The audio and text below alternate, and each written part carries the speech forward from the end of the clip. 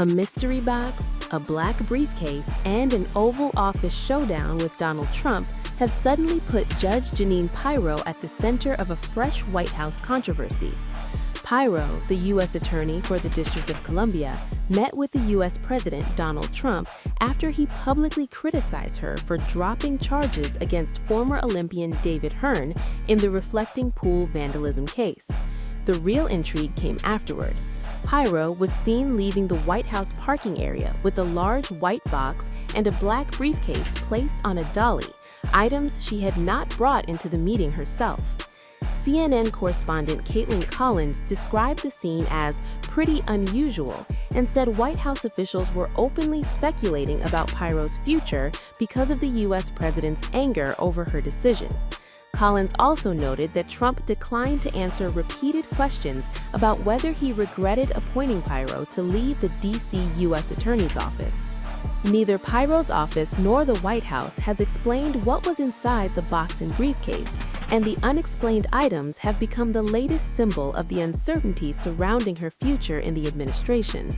According to the New York Times, Pirro neither resigned nor was fired during the Oval Office meeting, which was also attended by Interior Secretary Doug Burgum. Earlier, Trump accused Pirro of having choked and folded like an umbrella after prosecutors abandoned a case involving damage to the Lincoln Memorial reflecting pool. But then it got carried away because the judge was extremely unfriendly to Jeanine. And frankly, I think she choked because the judge was really vicious. Instead of going after the people that did it, the judge went after her and went after her department. And I guess she choked. And I was disappointed with Jeanine Pirro, really disappointed with Jeanine Pirro. She folded like an umbrella. In the filing that dismissed the charges, Pirro's office said the damage was caused by a faulty installation and blamed the contractors involved. They're making too much money, okay? Based on a shortage, they're making too much money. I don't like it. And I should be the last one to say, because I'm a big free enterprise guy, nobody bigger. And, you know, you're going to see oil, when we're finished with Iran, you're going to see the prices drop through the floor. But they made too much money. Too much money. Chevron, too much money. ExxonMobil, too much money. When you look at one company where they made 12 times what they made the year before, they got to give some of that back to the public. And they better cut the retail price, the consumer price. Too much money. You're surprised I'm saying it? I'll say it loud and clear. I'm not happy about it. Go ahead. Would you consider going to Congress if they come in and try to roll it back, the new Democratic mayor? Well, you had a mayor who's, I guess she's a communist. I mean, she says she's a socialist, but I guess she's a communist based on what she says. But I have not met her yet. I look forward to meeting her. Would I federalize? Basically, you're saying federalize D.C. Yeah, well, I'm allowed to do that. Would I do it? If they want to, we took something that was in deep trouble. It was a graffiti-filled, crime-filled mess. We turned it into Shangri-La. But these monuments look better than they did when they were originally built. Not just a little fix-up. We made them the way they were, plus. But these monuments look better than they did when they were originally built. Not just a little fix-up. We made them the way they were, plus. And everyone's so proud. The biggest, one of the bigger jobs was, not really the biggest, believe it or not, but one of the biggest was the reflecting pool.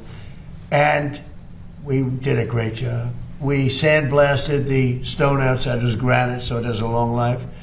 We did a great job. We got very expensive material to put on top of the surface that always leaked because it was stone. It was a stone surface. Always leaked. And we put it on, and it was beautiful.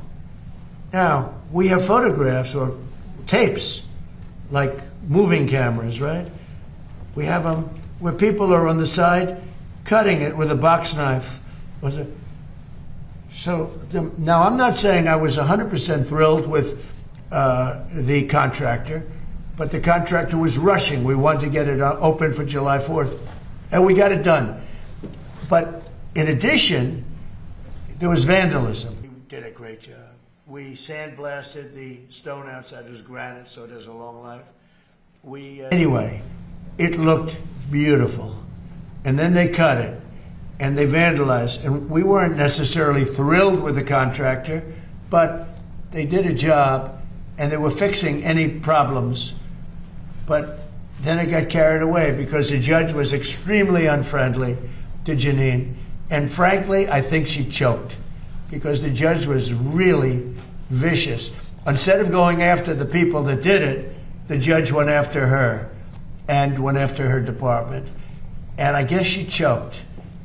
And we put it on, and it was beautiful.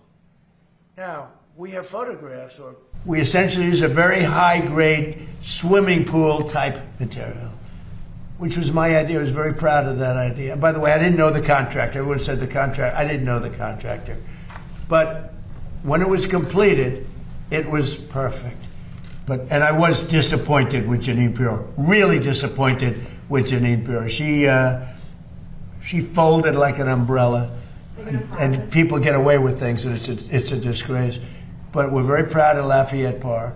Now we have a big decision to make. Do we take the pavers that are red, the red brick pavers, and do we change them into a granite? It's a gray granite. They're beautiful, but they're not the original.